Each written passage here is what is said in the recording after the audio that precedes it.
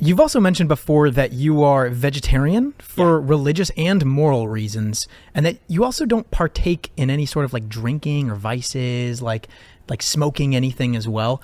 I'm just curious, like, why do you decide to, like, how is it a moral reason to be vegetarian from your perspective? Because for me, I like eating meat. I think it tastes great and all, but morally, I'm conflicted on it. How do you draw that distinction between, like, okay, for your own personal sake, you deem it as immoral? Yeah. And also for the other vices. Well, I think there's the choices that we make in our own lives that are totally different from the policy perspectives that we offer on others, right? So I've been a CEO of a company.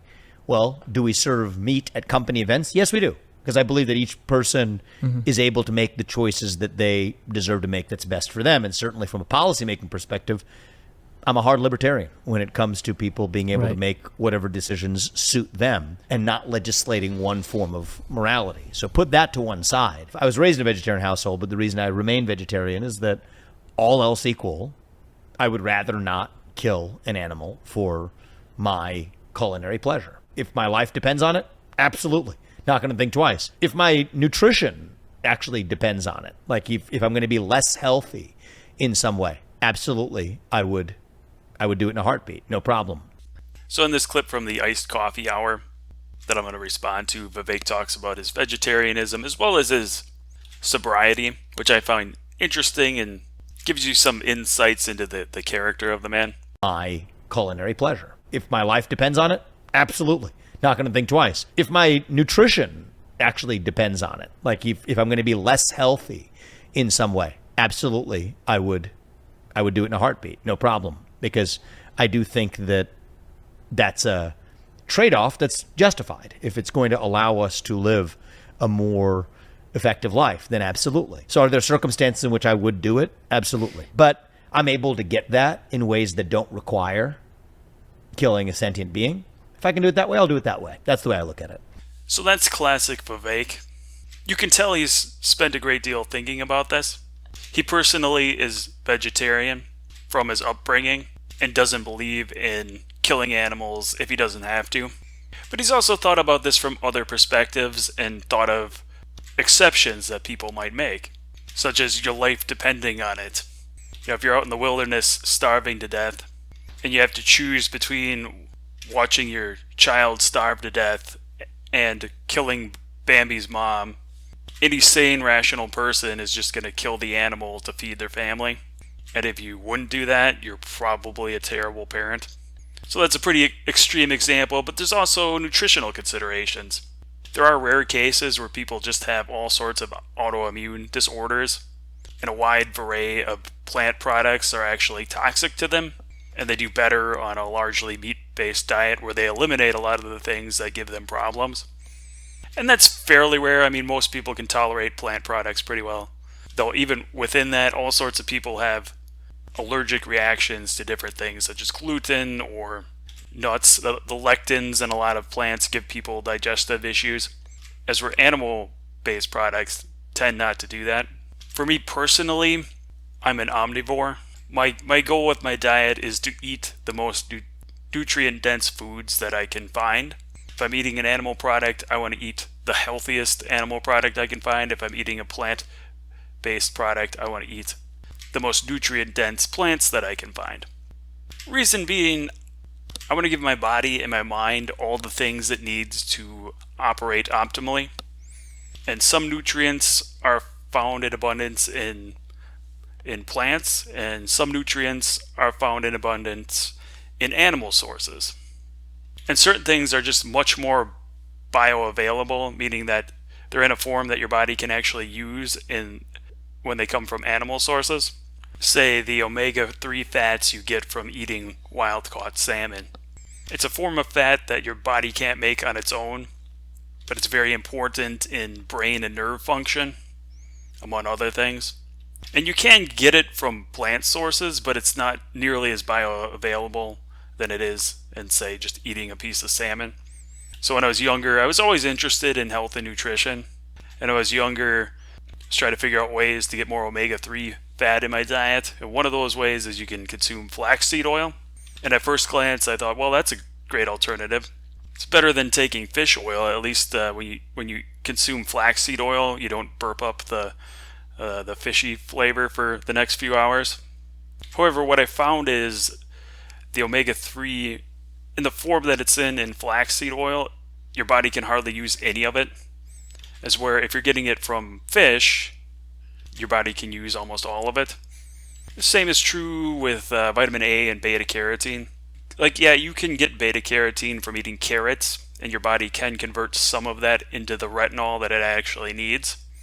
But your body's very inefficient at doing that, as where if you're just eating like a little bit of beef liver once or twice a week, you can actually just get the retinol in a form that your body can make use of relatively easily. Now, liver's not my favorite thing to eat, so I generally get it as a supplement in capsule form. Same is true of vitamin B12. It's very easy to get that and absorb it if you get it from animal sources. Again, beef liver is loaded in vitamin B12. Vegetarians have a harder time getting that, and you can get it, but you need to do it through supplementation usually if you don't want to be deficient in that vitamin. So those are some of the practical reasons why I continue to eat meat. Now, one thing that I do admire about the sort of plant-based people, the vegans, the vegetarians, is their focus on treating animals humanely. That's why they refuse to eat meat products. And while I plan on continuing to eat meat, I do think the animals that we raise for human consumption, we should strive to treat them as humanely as possible. So that's why, like when I buy eggs, for example, I like to buy the eggs that come from pasture-raised chickens. So the chickens are raised in an environment where they have room outside to graze and eat a lot of the things they would eat in their natural environment. Not only is it a better situation for the chickens, certainly they're a lot better off than chickens that are raised, in a factory warehouse somewhere in battery cages. That's pretty gross. The same thing goes with beef. I prefer to buy and consume pasture-raised, grass-fed beef whenever I can. It's certainly a lot more humane to the animal than cows that are raised, again, in a factory setting where they spend most of their short life in a warehouse being fed things that cows don't typically eat. Cows don't eat corn in nature. They graze on grass all day. Not only is an animal being raised in a pasture better for the animal, it also gives them a better nutritional profile. The fat in grass-fed beef tends to be higher in things like vitamin K2 and probably a whole bunch of other things just because of what they're eating, and it certainly gives the animal a better life. So whether you're an omnivore or whether you're plant-based, vegan, I think one thing that most people would agree with is let's try to be more humane to the animals if we can. And I would caveat that in a few ways. Obviously, like, this is a luxury that people in the first world have. Once your basic needs are met, you can afford to start being more conscientious in how you treat the animal kingdom. If you live some third world place and starvation is always a possibility, I'm not going to judge those people too harshly for hunting and eating whatever they need to do in order to survive, or raising animals in a way that's economically sustainable for them. But in the developed world where we can afford to do a more humane job in how we raise animals, I think it's certainly a virtue to strive to treat them as humanely as possible. That said, let's not kid ourselves. Nature is pretty brutal. I don't know if anybody's ever watched the Discovery Channel or Animal Planets, but the lives of animals outside of captivity, just off on their own in nature, often isn't all that swell. I mean, an animal spends most of its life trying not to get killed by other animals. If it survives into old age, the destiny that awaits it is either becoming so weak and old that it can no longer fend off the predators or flee from them, and then it gets eaten alive, or it just gets sick and can no longer take care of itself and it just sort of starves to death. Is that really a much better fate than what they would face in a slaughterhouse where they're killed almost instantly? And a lot of the animals that are raised for livestock purposes have been domesticated for hundreds, if not thousands of years, and honestly, they wouldn't exist or survive in nature in their current form anyway. And I would tend to think that existence is better than non-existence. So if we're raising these animals for our purposes, and we're giving them a life that's at least slightly better than what they would face in nature, I don't see it as a huge moral dilemma. So that's sort of the virtue that I see in the plant-based people. Where I disagree with them, at least some of the more vocal professional activists in that space, I don't think they're always honest as far as nutrition goes. The way some of them like to demonize meat consumption from a nutritional standpoint, I don't think is very honest. There's plenty of meat products that are perfectly healthy for humans to consume. Now, if you're getting your meat from a Big Mac from McDonald's, then obviously that's probably meat that hasn't been raised in a very humane way, and it's not only is it the meat, but it's all sorts of other products, including a lot of heavily processed plant-based products that aren't particularly good for you. So think of all the things that go into a Big Mac. Yeah, if you're consuming that and you're calling that meat consumption, yeah, that's not healthy.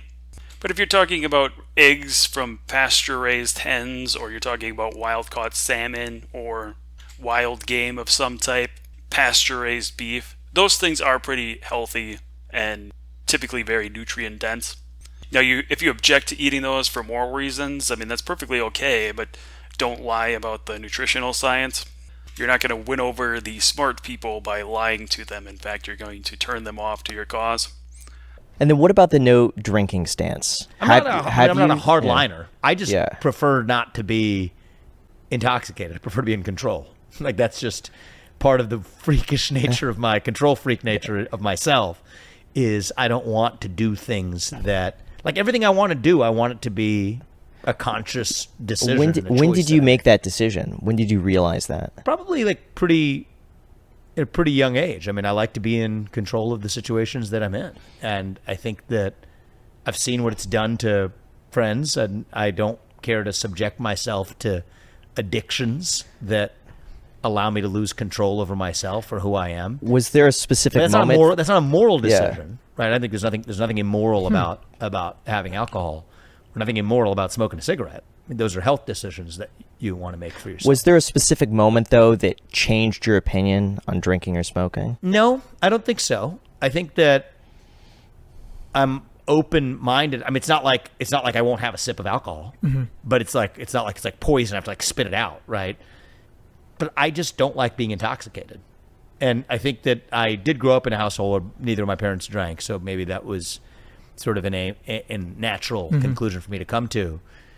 I also have friends who have become alcoholics and have suffered through that reinforced my belief set as I grew up. It's the same part of me that likes to get a good night of sleep.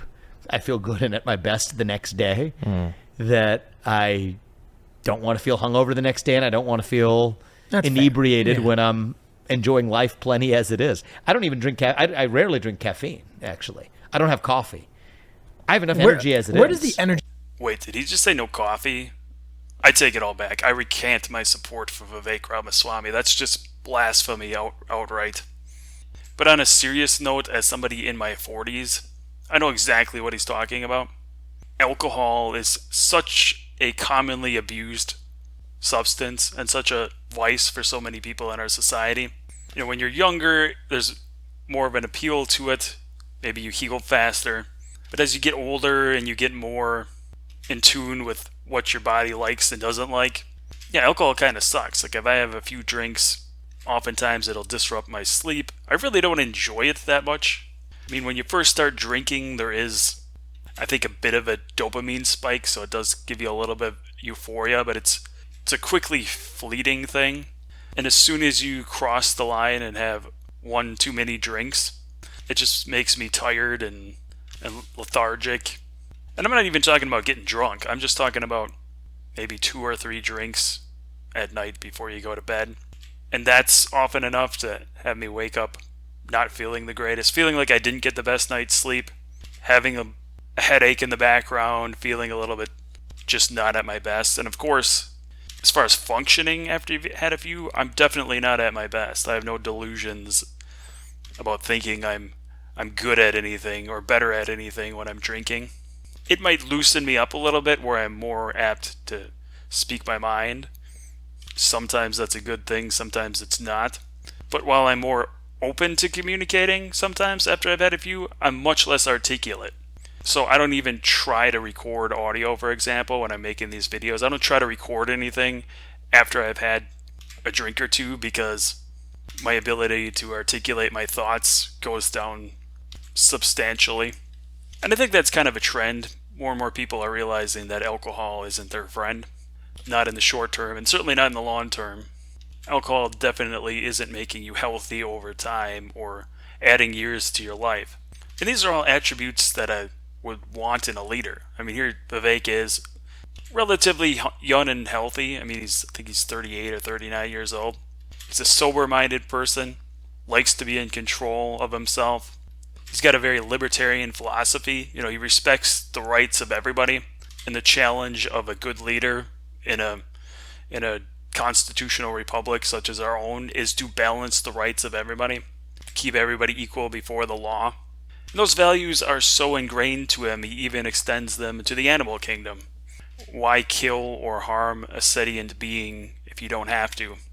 But I also like that he can see it from other people's perspectives, and he's not trying to legislate his personal morality onto everybody else. Because it's not a universal thing. Not everybody does better on plant-based than they do on a more omnivore diet. But you can tell he's thought this out, and he has a pretty reasonable take on it. What are your thoughts? Let me know in the comments below. One of the things that I like about Vivek is his habit of just going everywhere and anywhere and having candid conversations with people. And he goes everywhere. From the Breakfast Club to Bill Maher's show to John Stossel. I think Tucker Carlson's probably interviewed him at this point. Value Vault. He's just all over the place on these long-form podcasts, having candid conversations with people. He'll go on the mainstream platforms as well, but honestly, I don't find the mainstream media interesting at all, because more often than not, the mainstream does what the mainstream does, which is just have these dog and pony shows where they, rather than have those candid conversations, will just lead the interviewee with baited questions, trying to get them to slip up, and so they can get that gotcha moment. And if you want a prime example of the type of thing I'm talking about, go back and watch the Jordan Peterson, Kathy Newman interview from a few years back, where basically she'll ask him a question, he'll give an intelligent answer, and then she'll say, "What you're saying is," and insert a bunch of complete nonsense that had no relationship to what he actually just said. I only find that stuff interesting in the way I would find a train wreck interesting. And that's why I don't watch much mainstream news, at least interviews of people that I find interesting. I don't really care to watch it on a lot of the mainstream networks because they suck. I'd rather watch a good faith conversation on a long form podcast. And that doesn't necessarily mean that it's a softball interview either. It just means that it's an actual conversation with two people. And sometimes if they don't agree, there's a back and forth, but at least it's genuine. And they're not trying to misrepresent the guy's views for clicks. And one of the reasons I like that genuine good faith conversation model for interviews is because by listening to someone have a calm, collected conversation, you really get to learn how they think. And what I've learned about Vivek is he thinks a lot like me. And in a representative democracy, a republic where we vote for people to represent us in the government, why not vote for the guy that thinks the most like me, that holds values and principles similar to myself? He's there to represent me, right? So I'm going to vote for the guy that represents me the best. And Vivek is kind of a breath of fresh air in that he's out there doing that, out there having those good faith conversations. Now contrast that with, say, Joe Biden, who's clearly got handlers surrounding him every time he goes out in public and gives a talk about anything. And they're just waiting there to shut the interview down and escort him off the stage as soon as he starts to have a senior moment and starts babbling about nonsense. Landed on the darn cement over there. And Corn Pop was a bad dude. And he ran a bunch of bad boys. And I did. And back in those days, to show how things have changed, one of the things you had to use, if you used pomade in your hair, you had to wear a bathing cap. Now, I don't know who Joe Biden represents. Obviously, he represents somebody voted for him. But he just lacks the authenticity as well as the cognitive horsepower to be somebody that I would ever vote for. And you can even look at Obama. Now, Obama had a much touted reputation of being this great orator. And in fairness, when he was reading a canned speech off a teleprompter, one that was carefully crafted, and usually not crafted by himself, I mean, he had speech writers that would carefully craft everything that he would come out and read. He was pretty good at reading off a teleprompter. But as soon as he would wander off the teleprompter and give a more candid interview or just go off on a tangent, it soon became apparent that he wasn't all that articulate. Here, I think there's only one problem, and that is that my remarks are not sitting here. People!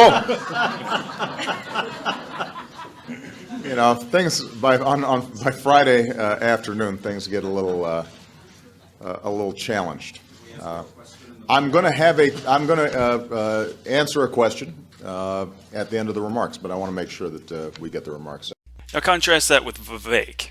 He can go out and give an hour-long interview with some podcaster, and he's on the whole time. And the reason he's on is because he actually cares about the issues that he's talking about, and he's thought a lot about them. That becomes obvious if you listen to him for any length of time.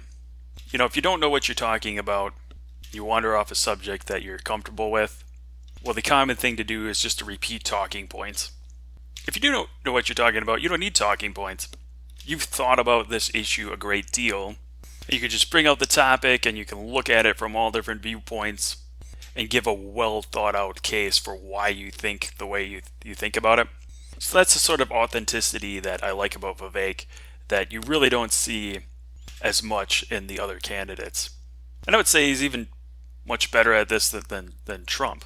Now, I don't think Trump is nearly as bad as what many of his partisan critics made him out to be, but he's definitely not as articulate, and he's not as focused as Vivek. You've been watching the Fletch Report. If you're hearing this, it means you've made it to the end of the video. But before you click onto the next thing and continue down whatever rabbit hole you're on YouTube or Rumble, I've got a small favor to ask. If you found value in my content and you want to help the channel out, the best thing you can do is share it with somebody else that you think will find value in it. Don't forget to hit the like button, subscribe if you want to see more. Links to the channel on YouTube and Rumble will be provided below. Additionally, I'm making a Facebook page for the channel as well as a X/formerly Twitter. Feel free to follow me on those platforms as well. If you're feeling exceptionally generous, provided in the description below will be a link to Buy Me a Coffee, which is the online equivalent of a tip jar. Thanks for watching, and thanks for supporting the channel.